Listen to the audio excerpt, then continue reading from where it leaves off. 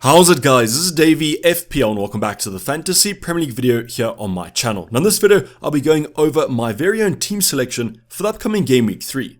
So Game Week 3 looks like a very interesting game week, 2 free transfers, 1 million left in the bank, and unfortunately no idea of what to actually do. Now don't worry, I've nailed down one free transfer that I'm probably going to make before that Game Week 3 deadline, and I'll show you guys that in this video. Other than that though, hopefully Game Week 2 was a great game week for yourself, hopefully it was a green arrow. I'll be going over how my squad got on before taking an actual look at the team for Game Week 3. So if that is something that you guys are interested in, sit back, relax, and let's get straight into it. So going over a quick rundown on how Game Week 2 ended, we obviously had that Arsenal vs Crystal Palace game taking place on Monday before I made the transfer plan video. So the update thankfully from that video is that we've turned the red arrow into a green arrow, and we're currently sitting at 277k.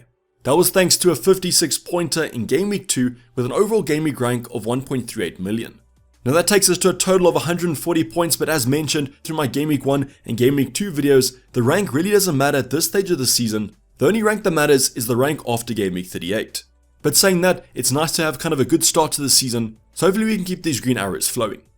Now the big kind of news about the transfers is, as mentioned, 2 transfers and 1.0 million left in the bank, so we can make a few upgrades and change the team around. Now I just want to remind you guys or put out a disclaimer because I'm still getting questions about this. No, I won't be posting my transfers over my Twitter page. I'll only post when I do a transfer to my Legend members, and that'll be over on Discord and on YouTube. But I won't be hiding my team in the team selections. I won't be giving you guys kind of false transfers that I might make, and I'll always disclose my transfers and my teams in these videos and on my deadline stream.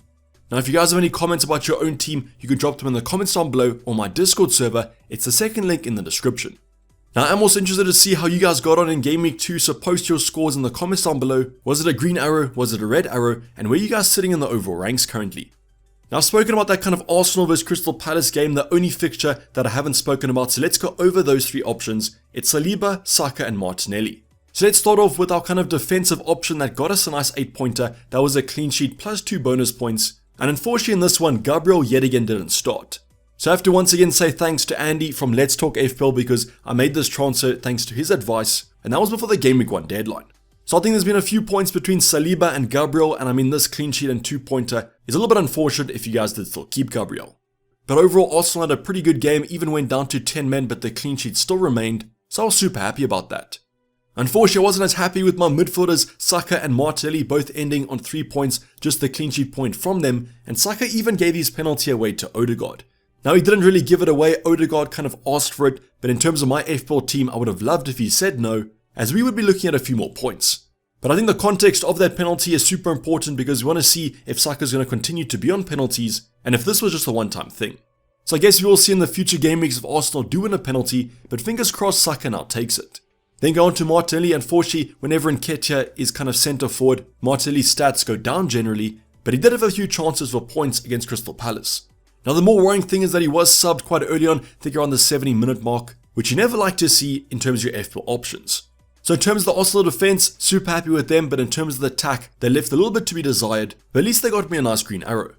Let's go over the bench, and luckily that Crystal Palace vs Arsenal game didn't result in a Johnston clean sheet, could even resulted in a penalty save as well. That wasn't the case and he ended on 2 points, just like Turner, my actual goalkeeper, so this was a real 50-50. In the rest of the bench, nothing much to talk about. Bayer had a blank game week, Baldock was injured, and Archer didn't come off the bench, but big news today is that Archer should be signing for Sheffield United. So that's big news, but not the biggest news in the world, probably going to get 1 or 2 points every single game week, but at least our 4.5 forward is finally going to start.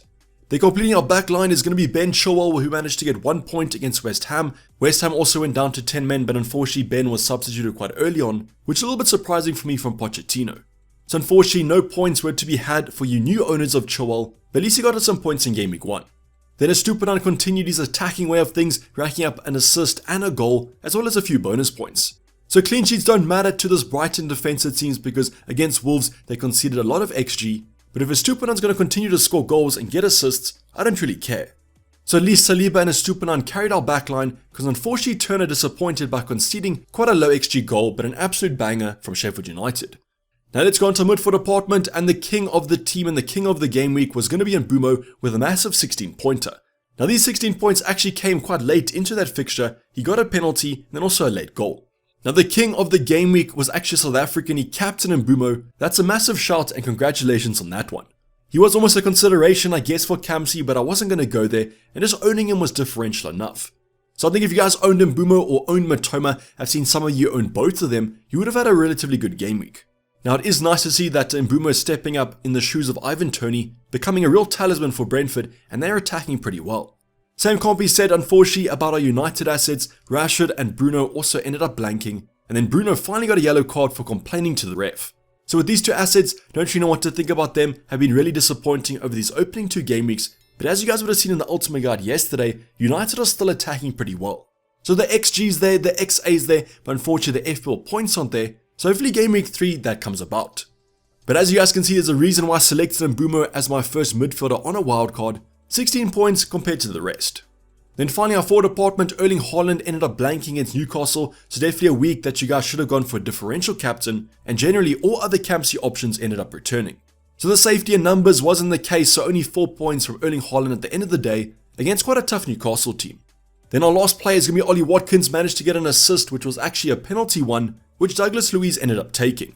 So Ollie Watkins is now off penalties officially, which isn't what we like to see, but I guess if he did end up missing, we would have had negative points. The worst thing for me was the fact that Aston Villa scored 4 goals and Ollie Watkins was only involved in 1 assist. So yes, I might be a little bit knee-jerk on him at the current moment, but at least he has got 10 points. That's more points than João Pedro, who was kind of our 50-50 going into that game week 1 deadline, so I'm quite happy with this decision.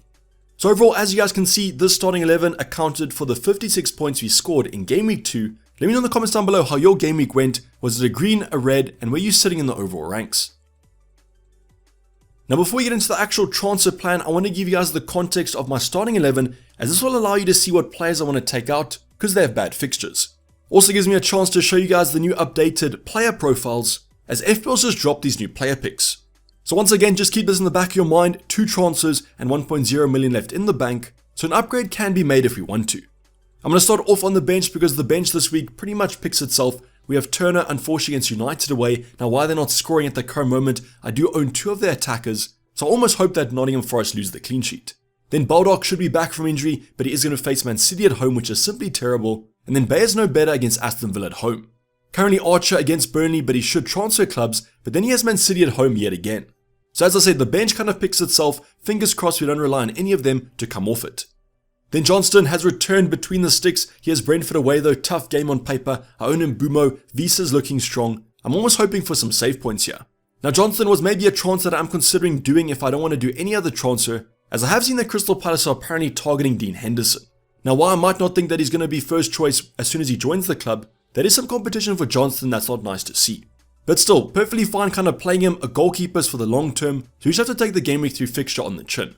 Then go on to our back line. I'm going to start off with the Chelsea man, Ben Chilwell. Let's hope that he doesn't get subbed early, at least if Chelsea are destroying Luton, as I want as many attacking returns as possible. Now Fix regarded this as the best attacking and the second best defensive fixture, so if you want to target if you guys are looking at Chelsea. Now there has been some talk about a potential kind of formation change, no longer the back 5, which will mean Ben Chilwell's less attacking, but even in a back 4, I think that he should be getting forward. We're then going to move on to our Arsenal defender, Saliba. Will he outscore Gabriel yet again? Don't exactly know. I know that Gabriel's history of scoring against Fulham is pretty strong, and Saliba doesn't offer that same attacking threat. So I'm starting him at the current moment, fingers crossed for a clean sheet against Fulham, because they aren't the strongest attacking side. Then our final defender is Stupinan against West Ham at home. Good performance against Chelsea, so I don't exactly know if I'm expecting a clean sheet, and as mentioned, Brighton's XG conceded is pretty high. But at least he is getting forward, the attacking threat can always be relied on, but this might be the game week where he ends up blanking. Then go on to midfield department. Going to start off with the king of our midfield at the current moment, Mbeumo. Has Crystal Palace at home. Can't really call this game. Is this going to be kind of a 0-0 or a high scoring one? Let's just hope Johnston or Mbeumo ends up hauling. But still a good fixture on the cards here. Brentford are attacking super well, and Mbeumo seems to be involved in everything they do. Then we're going to go on to our double ups. Going to start off with the Saka and Martinelli double up. Obviously our Arsenal double up. Now both these two options, I'm just hoping that they both start, play the majority of minutes, because Fulham in my opinion are the worst defense in the Prem at the moment.